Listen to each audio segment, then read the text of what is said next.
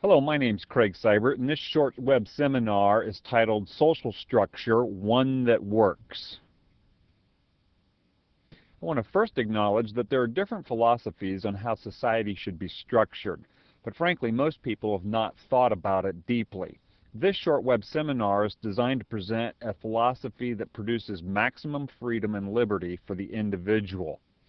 In a healthy society, each area of life has its own distinct responsibilities and authority or competence, and stands equal to other areas of life. What I mean by this is that there are four areas of life that when they are operating in their areas of competency, an individual experiences maximum liberty and freedom. These four areas are as follows: the individual, that practices self-responsibility and self-government; the family, where love is shared, care is given, provision is made, children are born and raised, educated in liberty, and a legacy is left; the government, which I'll use interchangeably with the word the state, provides protection for citizens and justice for citizens; and then interestingly enough, in the structure I'll be presenting, the church has a role to inspire, to encourage, and to provide accountability. This video's contention is that this structure provides maximum individual freedom and liberty when it's operating in its component parts and in its spheres of influence. Let's take a look more deeply now at these spheres. Individuals. Well, the individual is designed to have self-responsibility and self-government. In its simplest form, what this means is self-responsibility is an individual has the responsibility to develop their skills, abilities, and talents to their fullest. Second of all, to steward the financial and environmental resources and other material goods that they become overseers of in their lifetime. The second area is self-government. In essence, this is a code of conduct. And let me just give you some quick samples of what I mean by self-governing codes of conduct. One set of values that would serve as a code of conduct might be something like the YMCA values that they exhort.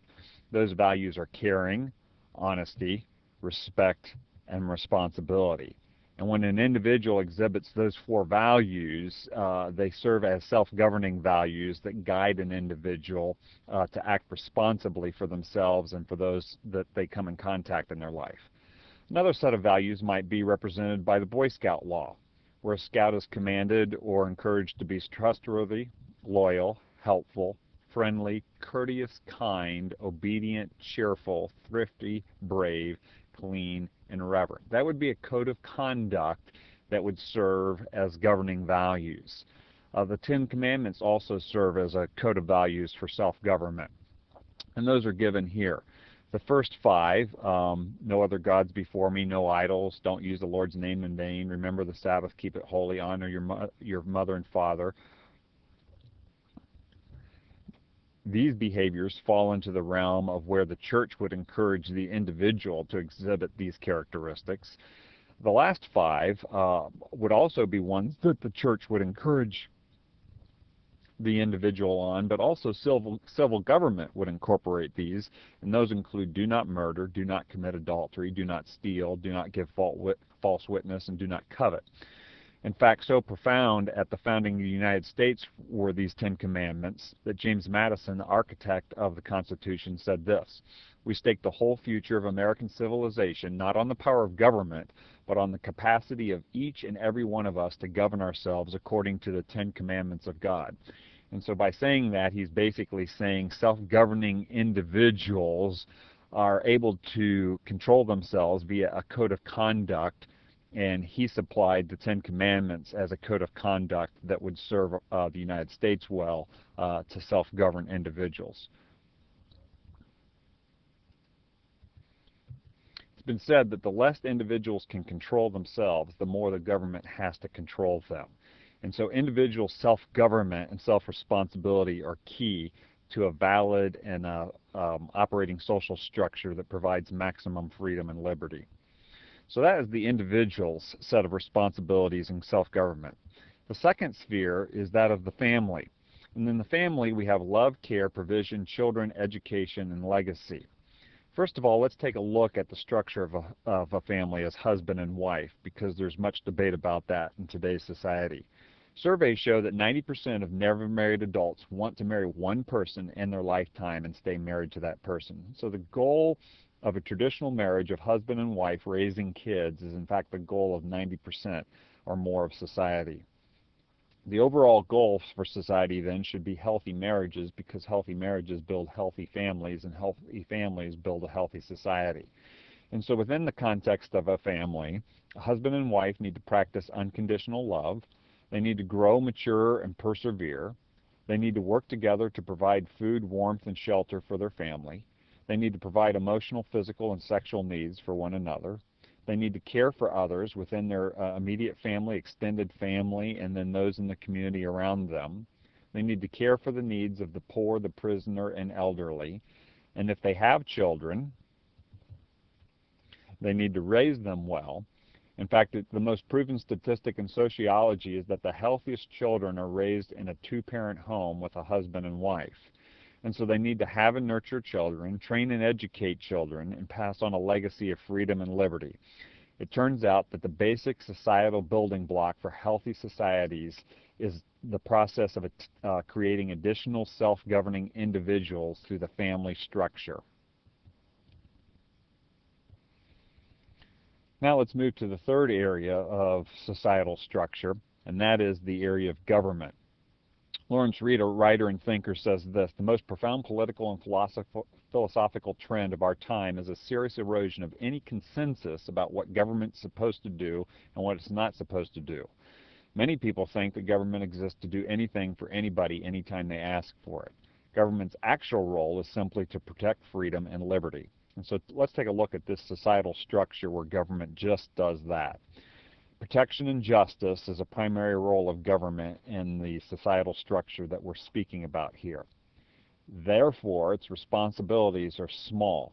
It protects citizens internationally and domestically, and it provides a fair system of justice. Those are the only two required components for a healthy government. A government should encourage good works, but does not do good works itself. And then the government also needs to recognize that liberty and freedom come from God and not from the state. Otherwise, you end up with tyranny. The United States founding documents recognize and define this system of government explicitly in the Declaration of Independence and in the Constitution. In the Declaration, it says this: we hold these truths to be self-evident, that all men are created equal, that they are endowed by their Creator with certain unalienable rights, that among these are life, liberty, and the pursuit of happiness. And so this takes care of this item as far as government's concerned, of recognizing that liberty and freedom come from God and not from the state. This was one of the big ideas in the Declaration of Independence.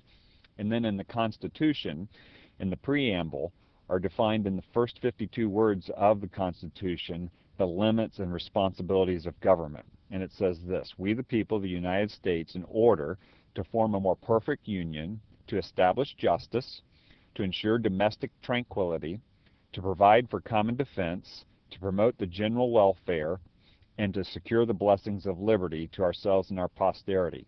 Those are the 6 items of responsibility that are outlined in the U.S. Constitution, and those are the things that define what the U.S. government should be about.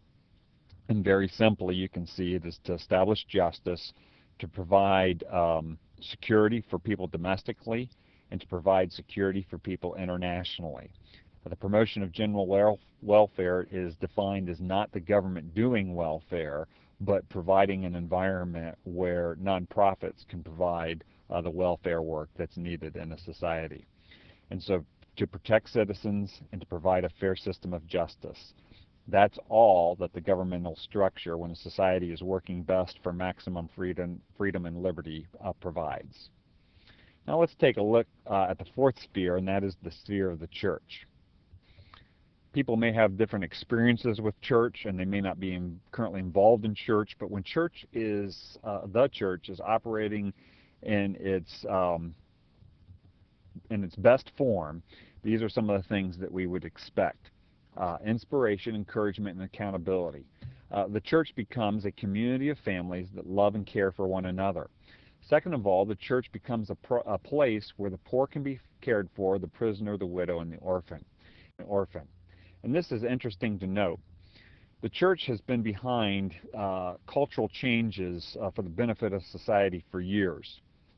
Abolitionist movements came from a spiritual inspiration. Prison reform, child labor laws and the changing of them, women's rights, inner-city missions, hospitals, and education all have their roots in committed people of faith wanting to make a difference in their world. It's also interesting to note that in the 1830s, the caring network of societies that came out of the church became known as the Benevolent Empire.